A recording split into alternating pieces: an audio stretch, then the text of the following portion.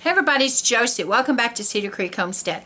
Well, I've got another recipe that I want to give you guys today that's a quick and easy recipe that you can use to add to your gift baskets for your friends and family. It can be a quick little gift. If somebody drops in, you can give them something to take home with them, or you can just simply have this on your counter to enjoy in the evening time if you sit back, relax, and I always like to turn all the lights off and have just the Christmas lights on and enjoy the peace and quiet. And it's simply a hot chocolate mix.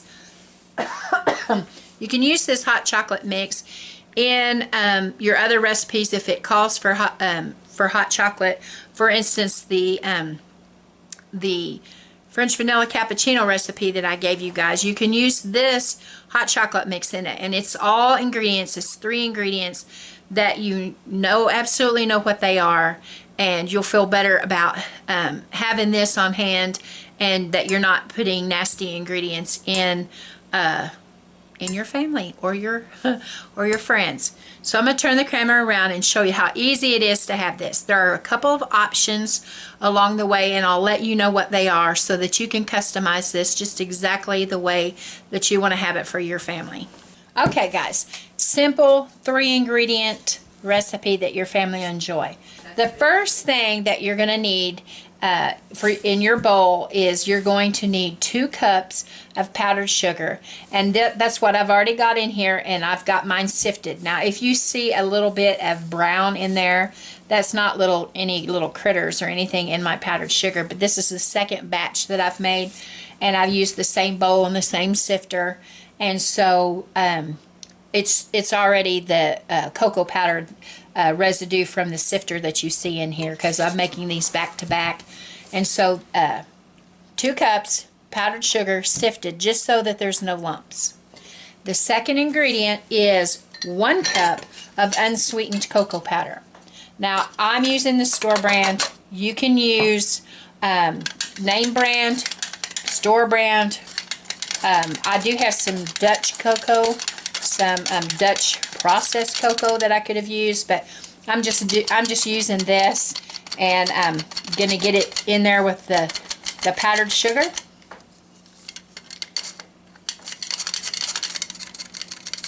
Get it all in there. Pardon the noise, guys.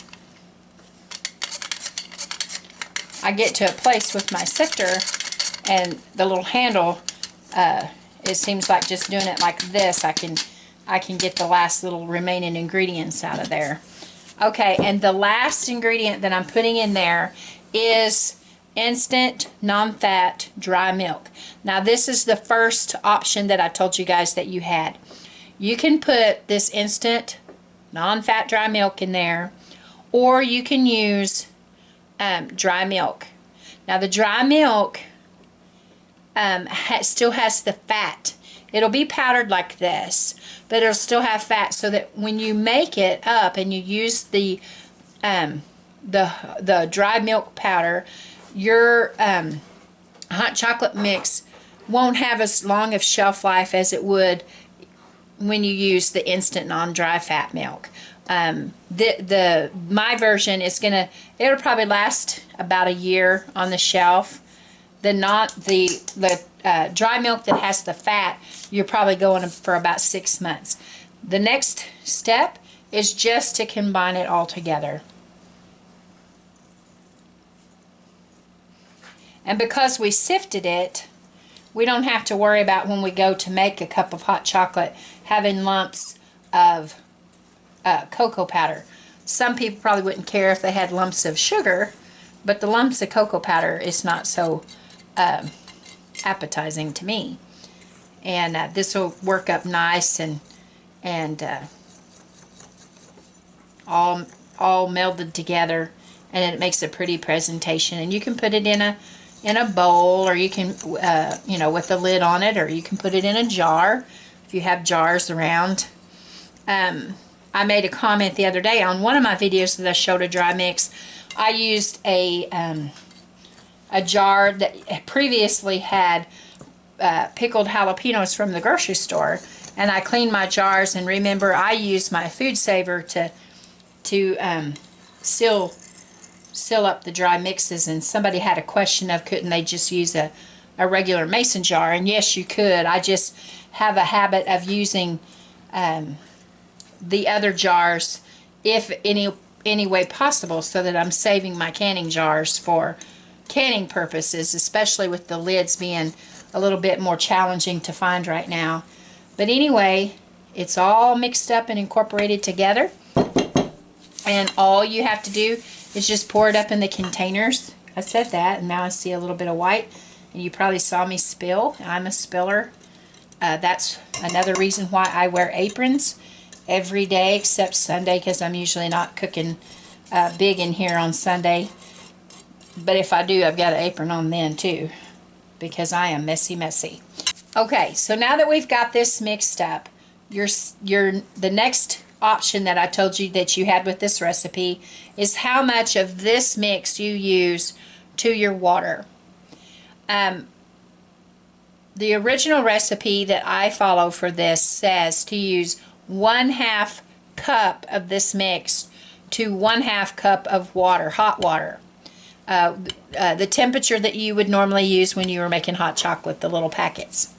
However, I feel like when I make a cup of hot chocolate, it's usually in a coffee cup. It's usually at least a cup, 1 cup, like this, 1 cup, 8 ounces. And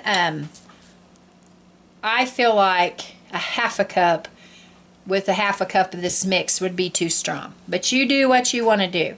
I would probably use a cup of hot water and 1/3 of a cup of this powder. But you just have to mix it up the way you want to mix it up, and to your taste decide if it's too chocolatey or it's not chocolatey enough. So when I make when I type this up in the description below, I'm going to say 1 cup to 1/3 of a cup of the powder. 1 cup of water to 1/3 of the cup of powder. But just know that that's your second option to change the water and the powder to your liking.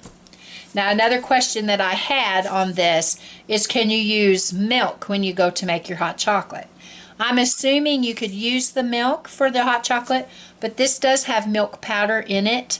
And my own personal stuff, I would use the water, but I don't know why the milk wouldn't work if that's what you really want.